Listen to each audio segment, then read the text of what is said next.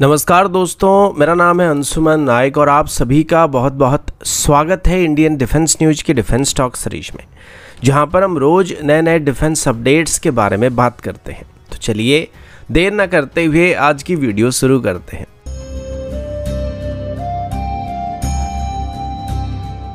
आज की पहली अपडेट एचएएल की कैट्स हंटर सिस्टम की तरफ से है, जो कि एक एयर लॉन्च्ड क्रूज मिसाइल होने वाली है।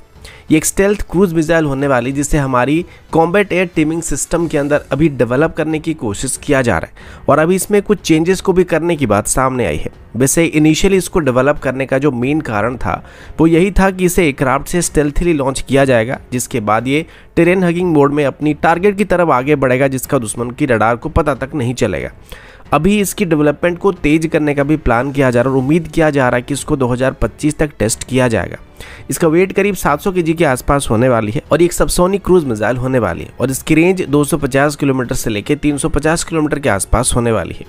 इसमें अभी जो मेजर चेंज होने वाली है वो इसमें इस्तेमाल होने वाली मेन इंजन को लेके होने वाली है। पहले इसमें PTI 7 टर्बोजेट इंजन का इस्तेमाल करने का प्लान किया गया था, लेकिन अभी इस इंजन को अपग्रेड किया जा रहा है और नई अपग्रेडेड इंजन का नाम PTI 7G होने वाला है और इसे आगे चल के लॉयल विंगमैन में और इस ALCM यानी कि कैट्स हंटर प्रोग्राम में भी दोनों में इस्तेमाल किया जाने वाला है। अब PTI 7 टर्बोजेट इंजन की बात करें तो इसको 1980s के दौर में डेवलप किया गया था और ये 3.43 किलोटन की थ्रस्ट को जनरेट कर सकता था, लेकिन अभी इसकी जो अपडेटेड वेरिएंट है ये 4.2 किलोटन की थ्रस्ट को प्रोवाइड कर पाएगा। इसमें कंप्लीटली नए turbine blades, fully digital fuel control system, hard and compressor section और automatic digital engine control system को इंट्रोड्यूस किया गया, जिस वजह से यह पहले के मुकाबले बेहतर थ्रस्ट को जनरेट कर सकता है और एक एस्टिमेशन के मुताबिक ये अपनी प्रीवियस वेरिएंट के मुकाबले करीब 23% ज़्यादा थ्रस्ट को जनरेट कर पाएगा, जिससे हमें बेहतर रेंज और पेलोड को कैरी करने की कैपेबिलिटी मिल पाएगी। एचएएल की तरफ से भी ये भी बताया जा रहा है कि एक साल के अंदर वो इस इंजन की सभी टेस्टिंग को कंप्लीट करके सर्टिफिकेशन को भी कंप्लीट करने वाले हैं, जिसके बाद 2025 तक इसको ALCM या कैट्स वॉरियर सिस्टम में इंटीग्रेट करके टेस्ट करना शुरू किया जाएगा।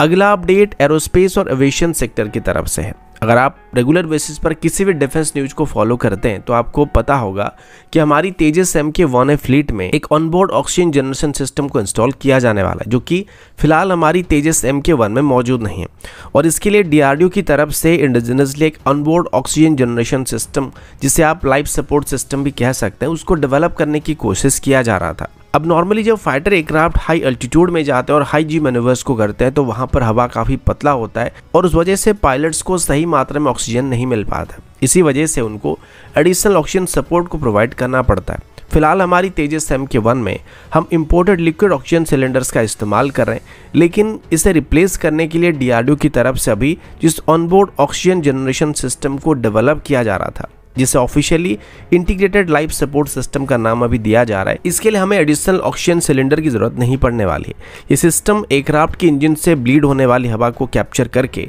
उससे ऑक्सीजन को स्टोर करके पायलट को सप्लाई करने वाला है और अभी डिफेंस मिनिस्ट्री की तरफ से बात कंफर्म किया गया कि अभी हमारे इंडिजिनस ILSS सिस्टम यानी कि इंटीग्रेटेड लाइफ सपोर्ट सिस्टम को टेस्ट किया जा चुका है, जो कि पूरी तरीके से तैयार हो चुकी है और अभी आने वाले समय में इसको तेजस MK-1A के अलावा हमारी बाकी इंडिजिनस एयरक्राफ्ट में भी इस्तेमाल करना शुरू किया जाएगा।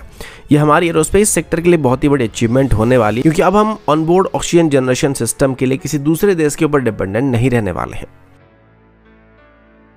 अगला अपडेट एक बहुत ही चिंताजनक बात होने वाली है और अभी हम made in India artillery system के बारे में बात करने वाले हैं। हालांकि टाइटल और थंबनेल से आपको पता चल गया होगा कि ये बात किस वजह से चिंताजनक होने वाली है। तो बात ये है कि अभी made in India artillery ammunition को यूक्रेन में देखा गया है और जिनको यूक्रेन की तरफ से रशिया के ऊपर इस्तेमाल किया जा रहा है और ट्विटर जैसे कुछ सोशल मीडिया साइट पर एक वीडियो अभी वायरल हो रहा है, जिसमें कुछ आर्टिलरी सेल को दिखाया जा रहा है जो कि यूक्रेन में इस्तेमाल किया जा रहा है। अभी जो एमुनेशन है हमारी मुनिशन इंडिया लिमिटेड के द्वारा मैन्युफैक्चर किए गए 155 mm स्टैंडर्ड की आर्टिलरी एमुनेशन है, जिनको आमतौर पर 155 mm 52 कैलिबर स्टैंडर्ड की आर्टिलरी गन्स में इस्तेमाल किया जाता है। लेकिन सबसे बड़ा सवाल ये कि भारत की तरफ से यूक्रेन को कोई भी 155 mm स्टैंडर्ड की एमुनेशन को सप्लाई नहीं किया गया था। तो ये एमुनेशन यूक्रेन में किस तरीके से पहुंचा है, कैसे पहुंचा है, और इससे भारत और रशिया के बीच जो रिलेशन है उसके ऊपर भी काफी नेगेटिव असर पड़ सकता है, क्योंकि इससे रशिया को लग सकता है कि इस जंग में भारत यूक्रेन को सपोर्ट कर रहा है और एमुनेशन को सप्लाई कर रहा है, जबकि अभी तक भारत ओपनली इसमें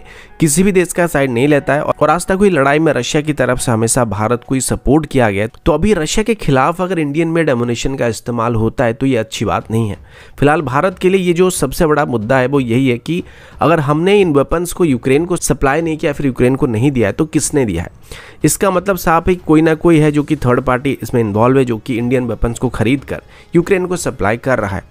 अभी जिस तरीके की एमुनेशन की वीडियो सोशल मीडिया में सर्कुलेट किया जा रहा है, सेम कैटेगरी के आर्टिलरी सेल को एमुनेशन इंडिया लिमिटेड की तरफ से अभी तक बस 2 ही देशों को एक्सपोर्ट किया गया था, जिसमें से एक का नाम अर्मेनिया और दूसरे का नाम यूएई है। तो जाहिर सी बात है कि जो इंडियन मेड एमुनेशन अभी यूक्रेन में देखा जा रहा है, इनको इन्हीं 2 देशों में से किसी ने यूक्रेन को सप्लाई किया होगा, जिसको अभी सेल करप्शन भी कहा जा रहा है। लेकिन ये भारत के लिए एक सीरियस मुद्दा जरूर बनने वाला है, क्योंकि भारत की एक स्टेट ओन्ड कंपनी की तरफ से मैन्युफैक्चर किए गए एमुनेशन को भी रशिया के खिलाफ यूक्रेन में इस्तेमाल किया जा रहा है, जिसका ऑफिशियल परमिशन अभी तक भारत की तरफ से नहीं दिया गया है। तो दोस्तों अभी के लिए इतना ही, मिलता हूँ आपसे अगले वीडियो में, तब तक के लिए जय हिंद, वंदे मातरम।